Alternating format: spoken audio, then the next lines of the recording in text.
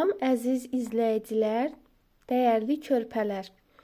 Bu gün sizlər üçün hiyləgər keçi nağılını danışacağam. El dağında bir keçi, bir dana, bir qoyun köçdən geri qaldılar. Onların canına qorxu düşdü. Dana bir ayı dərisi, keçi bir qurd dərisi, qoyun da bir çaqqal dərisi tapıb büründülər.